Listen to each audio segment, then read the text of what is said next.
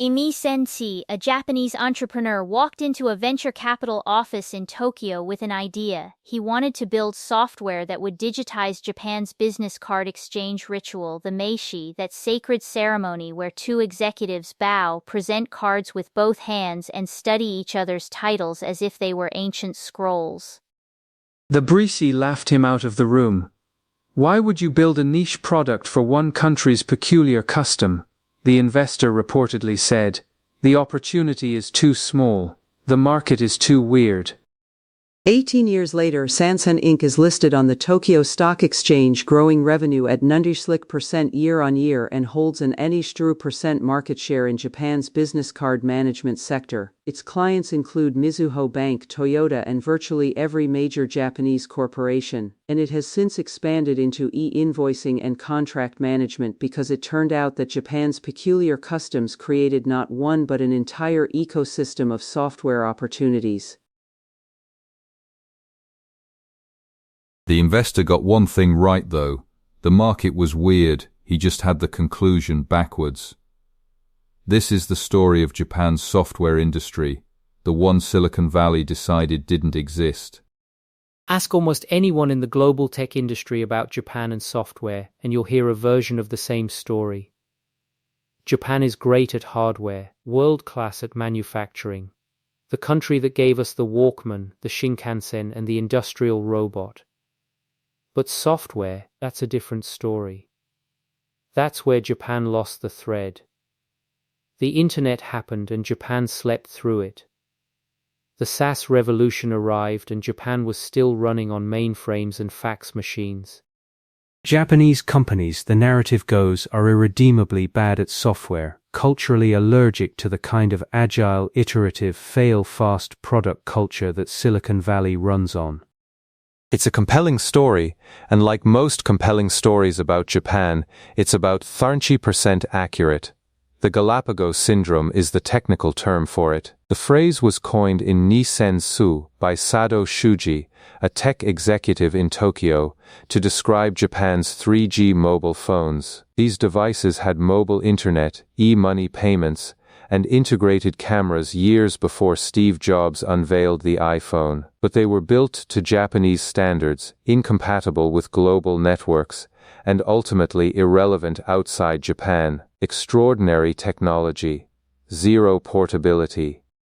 The lesson Silicon Valley took from Galapagos was Japan optimizes for local quirks and therefore can't compete globally, and for enterprise software this felt true. SAP struggled to localize. Salesforce took years to gain meaningful traction. Japanese companies kept running on enormous on-premises systems, often built by NEC, Fujitsu, or Hitachi, customized down to the individual department level, impossible to upgrade, and maintained by a shrinking pool of engineers who still knew the COBOL they ran on. What the Silicon Valley narrative missed was the opportunity hiding inside the dysfunction. Let's talk about the Ringi system, because if you want to understand why Japan's B2B software market exists at all, you need to understand Ringi. In most Western companies, a decision gets made by whoever has authority over it. A manager says yes, the purchase order goes through. In Japanese companies, decisions travel. A written proposal, called a Ringi show, is physically routed to every stakeholder with relevant authority. Each person reads it. Each person stamps it with their hanko, their personal seal, the equivalent of a signature, but physical, specific to the individual, and irreplaceable. A single procurement decision might require 8 or 12 hanko stamps from managers on different floors, different buildings, sometimes different cities. And it has to be done in sequence. Person A stamps it and passes it to person B, not in parallel. In order. The COVID-19 pandemic of Nisen made the dysfunction undeniable. When Japan's government issued stay-at-home orders, millions of Japanese office workers discovered they literally could not work from home because their hanko was at the office. One survey found that 60% of Japanese employees had to commute specifically to stamp documents, not to do anything productive, just to stamp. Japan's largest newspaper, the Yomiuri Shimbun, ran the headline, "Japan's offices cannot operate without their seals." Now imagine that moment from the perspective of a software entrepreneur. An entire country, one of the world's largest economies, has just had a collective realization that its core business process infrastructure is broken. Not slightly inconvenient, genuinely inoperable without a physical trip to a building. That is a software market. And the entrepreneurs who had been quietly building into Japan's business complexity, who had looked at Ringi, Hanko, Meishi, and every other Japan-specific workflow and seen not weirdness but opportunity, were already waiting. SmartHR is the company that perhaps best illustrates this thesis. Founded in Nen 4 by Shunsuke Miyata in Fukuoka, SmartHR started with a specific problem. Japan's HR administration system is a bureaucratic nightmare. When an employee joins a Japanese company, the HR department must file paperwork with the National Social Insurance Agency, the local pension office, the Labor Standards Office, and often the ward office where the employee lives. Each filing has different forms. Each agency has different deadlines. Much of it cannot be done online, or could not, until recently.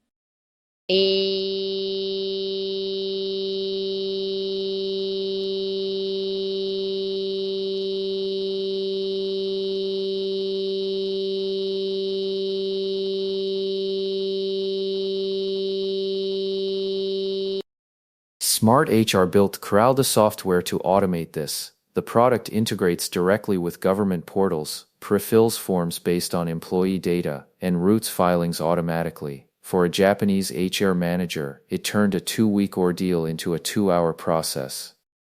By July Nyansi, SmartHR had raised Senbrewusi Odol million in total funding. Its most recent round, a Folfsish Dole million Series E led by KKR and the Ontario Teachers Pension Plan, valued the company at unicorn status. According to TechCrunch's reporting on that round, SmartHR's annual recurring revenue had crossed Senjadol million. It serves over E1 corporate clients, not as a niche startup, but as the category-defining platform for Japanese HR technology. KKR, one of the world's most sophisticated investors, did not put that money into Japan because they thought the market was too small and too weird. Freee tells a parallel story in accounting. Crowd-based accounting software, the kind that connects your bank account, auto-categorizes transactions, and generates tax filings automatically, existed in the West for years before Japan. QuickBooks, launched in 1990, went public in 2010, but Japan's small businesses were still running on desktop software installed from a CDRM, sold by a company called Yayoi, which has dominated Japanese accounting software since the 1990s. Freee, launched in Yushisrardian, its founder, Daisuke Sasaki, had previously run SME marketing at Google Japan. He understood the structural problem. Japan had roughly 1 million small businesses, most of them terrified of tax authorities, most of them using accounting software that had not meaningfully updated since Windows XP. Free's timing aligned with a government mandate. In October, AXER, Japan's national tax agency, introduced the Qualified Invoice System, a reform requiring all businesses to issue machine-readable electronic invoices for VAT purposes. Overnight, every business in Japan needed to upgrade its invoicing infrastructure. Free's crowd platform was ready. Yayoi's desktop software was not. For the fiscal year ending June 1 Martiwarchuai, Freee reported revenue of approximately IA Tactis.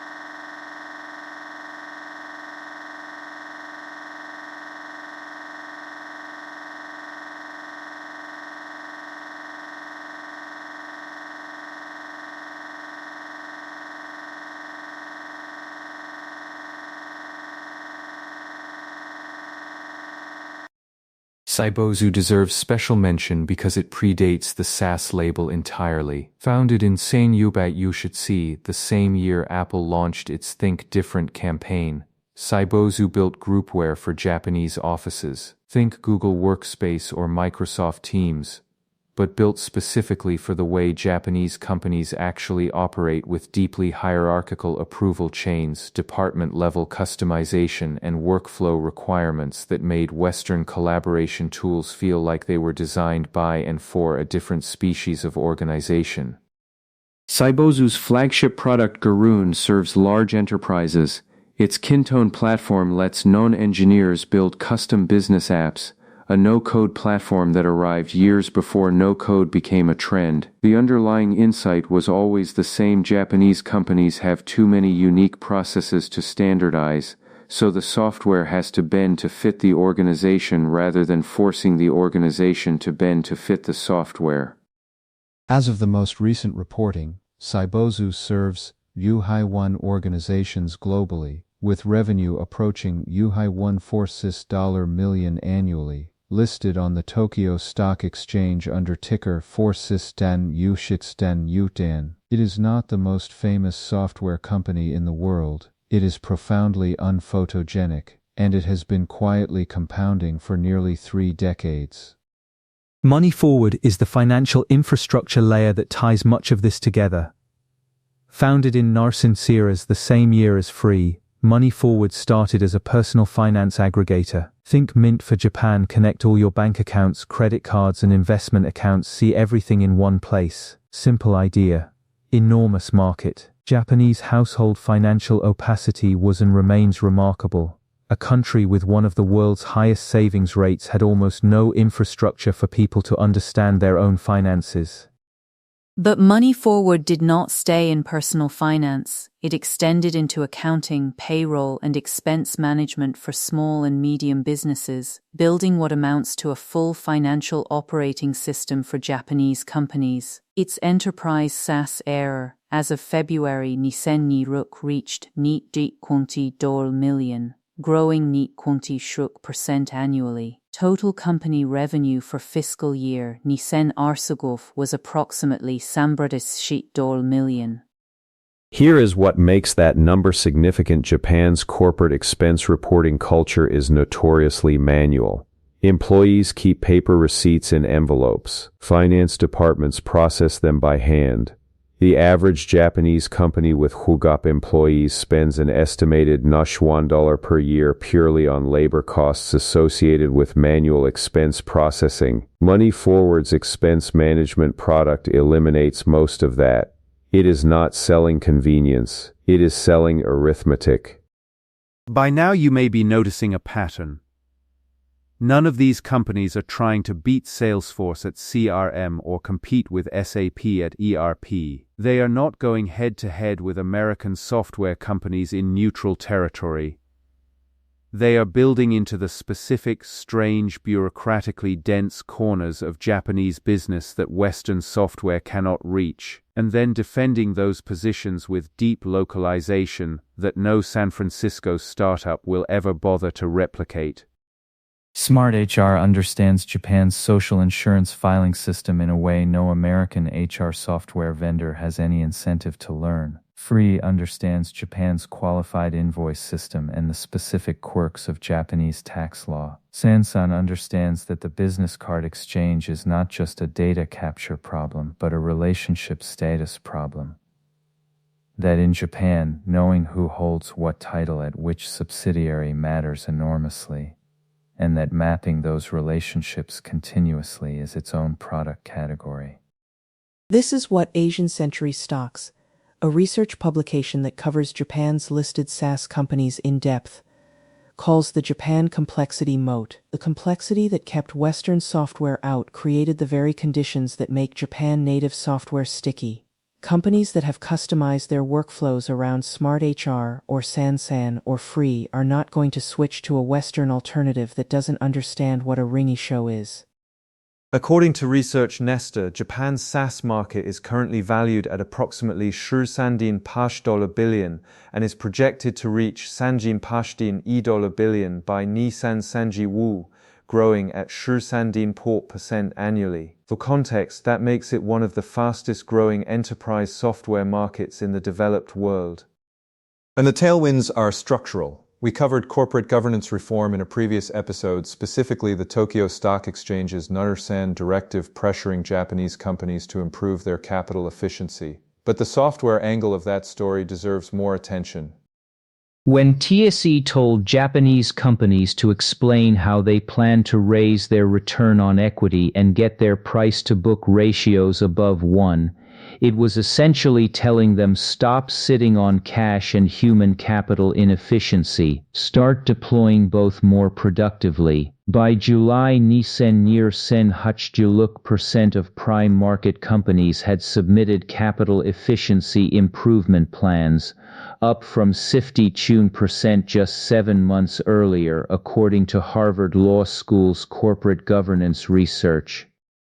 Improving capital efficiency without firing everyone means automating the manual processes that consume enormous amounts of expensive knowledge worker time, which means adopting HR software to reduce compliance overhead, adopting crowd accounting to reduce finance department headcount, adopting contract management to eliminate the weeks spent routing physical documents for Hanko approval. The TS reform is, indirectly, a mass mandate for enterprise SaaS adoption. Every Japanese company that submits a capital improvement plan is essentially promising its shareholders we are going to get more output from less human labor. Software is how you do that. Then there is the demographic argument, which is even more fundamental. Japan faces a labor shortage of approximately Niten-san million workers by Nisan-san according to projections cited by multiple research firms covering the Japan SaaS market. When labor is scarce, software stops being a nice-to-have and becomes the only available substitute. Japan does not have the option to stay manual. The counterargument to all of this is Japan's DX paradox, the digital transformation gap. Japan's Ministry of Economy, Trade and Industry has warned repeatedly about what it calls the Nisen Arsuwu digital cliff, the point at which Japan's legacy on-premises systems, many running on Shibol, some maintained by engineers now in their 60s, face a maintenance crisis. The systems are too old to upgrade and too deeply embedded to replace easily. Japan Dev, a publication covering Japan's technology sector, estimates that the majority of Japan's enterprise ITT budget goes toward maintaining legacy systems rather than building new ones. Surveys consistently show that only about 30% of Japanese companies consider their digital transformation efforts successful, compared to 8% in the United States and Germany. So which is it? Is Japan's SaaS industry thriving or struggling? Both. And the gap between them is the market. The companies I've described, SmartHR, Freee, Sansan, Cybozu, Money Forward, are growing at Shirvol to % annually because they are converting companies from the failing legacy column to the software native column. The reason those growth rates are still so high in companies that have been operating for a decade or more is that the legacy base is enormous. Japan's digital transformation is not complete, it is maybe 70% complete. The runway is not a few years, it is a decade. Let's come back to the investor who laughed Sansan's founder out of the room. The mistake was not misunderstanding Japan's business card ritual. The mistake was assuming that Japan specific equals small. In a country with 13 million small businesses, hundreds of thousands of large enterprises, and a culture where the business relationship and the hierarchical information embedded in a meshi is the foundation of commerce, there was nothing small about digitizing the business card stack. There was also nothing weird about it, viewed from the right angle. Every market has its own complexity. Germany has Handelsgesetzbuch, its commercial code, that creates legal requirements for accounting and corporate disclosure that German SaaS companies understand deeply and American SaaS companies largely ignore. South Korea has its chaebol-centric procurement structures. India has GST compliance complexity that has generated an entire category of Indian native software. Japan's weirdness is not an anomaly, it is a template. The countries with the most distinctive business cultures are also the countries where local software companies have the strongest moats against foreign competition. What changed in Japan is not that it became less weird. What changed is that a generation of founders stopped apologizing for the weirdness and started building for it. Here is the Japan factor in this story. Galapagos syndrome cut both ways. Japan's domestic market was large enough, wealthy enough, and distinctive enough that Japanese companies could build entirely for it without ever looking outward. That produced isolation and incompatibility, the things Silicon Valley ridiculed. But it also produced depth, a depth of understanding of local processes, local regulations, and local business culture that Western competitors could not easily acquire. SmartHR does not have a competitor with Senbei Wushiwuder million raise that understands Japan's social insurance system better than it does. Freee does not have an American accounting software rival that has embedded itself into the Japanese qualified invoice ecosystem. Sansan does not have a foreign challenger that has rebuilt its Mishi to CRM database from scratch. The same cultural insularity that produced the Galapagos phenomenon, the tendency to optimize so deeply for local conditions that nothing is portable, turns out to be the most powerful moat in enterprise software. You cannot port deep local knowledge.